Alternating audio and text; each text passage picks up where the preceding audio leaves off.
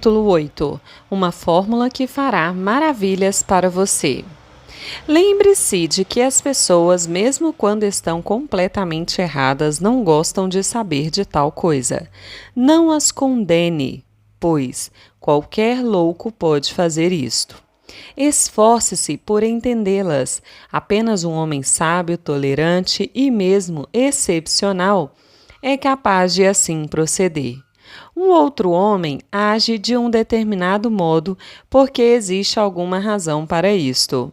Descubra esta razão oculta e terá a chave das suas ações e talvez da sua personalidade. Experimente honestamente colocar-se em seu lugar.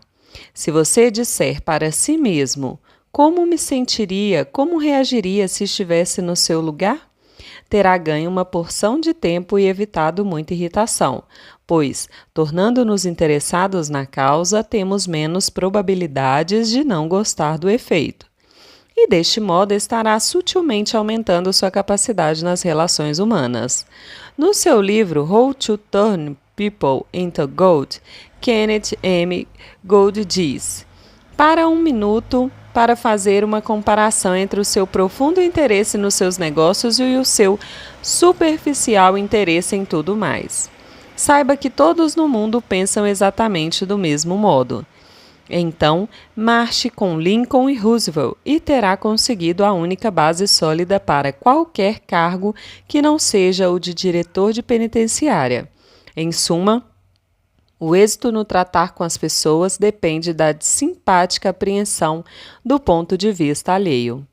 Sam Douglas, de Hempstead, Nova York, costumava dizer à esposa que, a seu ver, ela passava muito tempo trabalhando no jardim, arrancando ervas daninhas, pondo fertilizantes, cortando gramado 2 vezes por semana, e alegava que, apesar de seus esforços, o jardim continuava o mesmo de quando haviam mudado para aquela casa 4 anos atrás.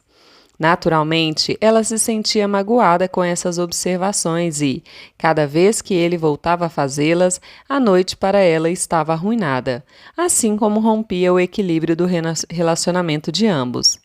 Depois de fazer nosso curso, o Sr. Douglas compreendeu o quão tinha sido tolo durante aqueles anos. Nunca lhe ocorrera que dava prazer à esposa trabalhar daquela maneira e, por certo, apreciaria um elogio por seu empenho e dedicação. Certa noite, após o jantar, a esposa disse que iria arrancar algumas ervas e convidou-o para arrancá-la no jardim.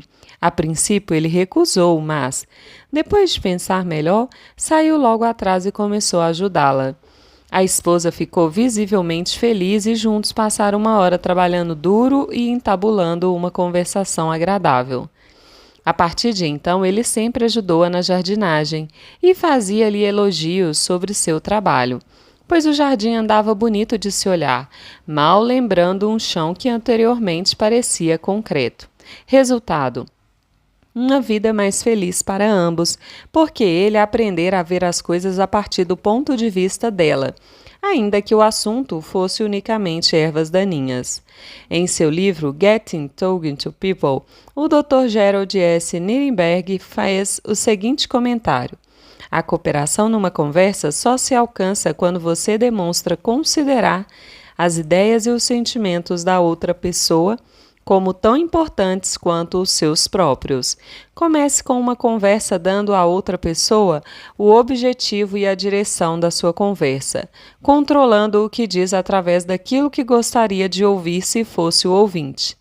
E aceitando o ponto de vista que ela lhe apresenta, essa atitude irá encorajar o ouvinte a abrir a mente para as suas ideias.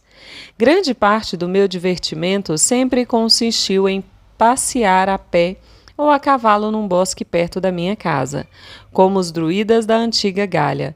Quase adoro um carvalho e, por isso, ficava desapontado ao ver, estação após estação, as árvores novas e os arbustos serem devorados por queimas desnecessárias. Incêndios quase sempre motivados por jovens que vinham para o parque viver como nativos e cozinhar uma salsicha ou um ovo sob uma árvore. Algumas vezes o fogo se propagava tão ameaçador que os bombeiros eram chamados para evitar que se alastrasse. Havia um aviso num canto do parque dizendo que todo aquele que provocasse um incêndio era passível de multa e prisão. Mas o aviso estava colocado numa parte pouco frequentada e raros rapazes o conheciam. Um policial montado estava encarregado da vigilância, mas não cumpria muito seriamente o seu dever, de forma que os incêndios continuavam a se alastrar estação após estação. Nesta ocasião, dirigi-me às pressas para um policial e disse-lhe que um incêndio se estava propagando rapidamente no parque e que ele devia notificar o departamento de incêndios.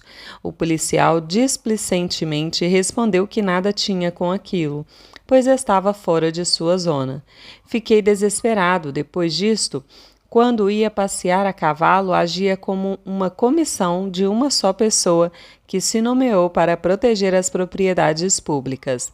No começo, tenho receio de não haver tentado descobrir o ponto de vista dos jovens.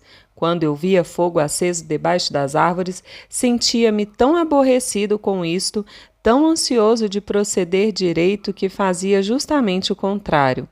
Ia até os rapazes para adverti-los de que podiam ser presos por acenderem fogo, pondo na advertência um tom de autoridade e, se recusassem a atender, eu os ameaçava até com prisão.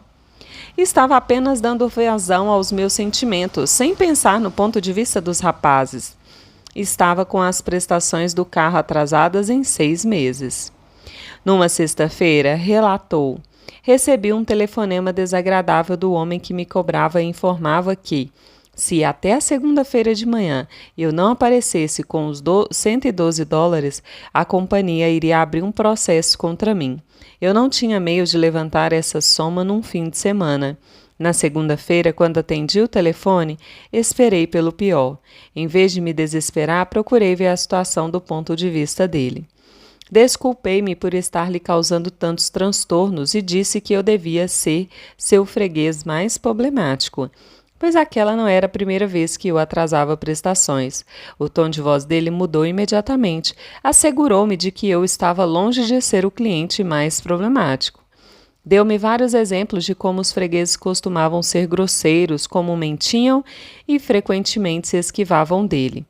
Eu permaneci calada, fiquei ouvindo-o desabafar. Então, sem que eu lhe fizesse a menor sugestão, disse-me que não importaria se eu não pudesse saldar a dívida prontamente. Concordou que eu lhe pagasse $20 ao final do mês e que eu saldasse o resto quando eu achasse mais conveniente. Amanhã, antes de pedir a quem quer que seja para apagar um fogo ou comprar um produto ou contribuir com uma instituição de caridade, por que não pensar antes, procurando interpretar o fato sob o ponto de vista da outra pessoa? Pergunte a si mesmo, por que não quer ela fazer isto? Acredite, tal coisa lhe tomará algum tempo, mas lhe granjeará amigos e trará melhores resultados, obtidos com menos atrito e menos gasto de energia. Com mais facilidade andarei 2 horas no passeio em frente do escritório de um cidadão antes de uma entrevista, disse o reitor Donham, da Escola de Comércio de Harvard, do que chegarei ao seu escritório sem uma ideia perfeitamente clara do que vou dizer e do que ele, segundo o meu conhecimento dos seus interesses e motivos, estará propenso a responder. Isto é tão importante que vou repetir em grifo com o fito de dar-lhe mais ênfase. Com mais facilidade andarei 2 horas no passeio em frente do escritório de um cidadão antes de uma entrevista do que chegarei ao seu escritório sem uma ideia perfeitamente clara do que vou dizer e do que ele, segundo o meu conhecimento dos seus interesses e motivos, estará propenso a responder. Se, como resultado da leitura deste livro, conseguir apenas uma coisa, uma tendência crescente para pensar, sempre dentro do ponto de vista das outras pessoas e ver as coisas pelo ângulo delas tão bem como pelo seu próprio, se deste livro conseguir apenas tal coisa, ela facilmente lhe provará que é um dos pontos chaves de sua carreira. Princípio 8. Procure honestamente ver as coisas pelo ponto de vista alheio.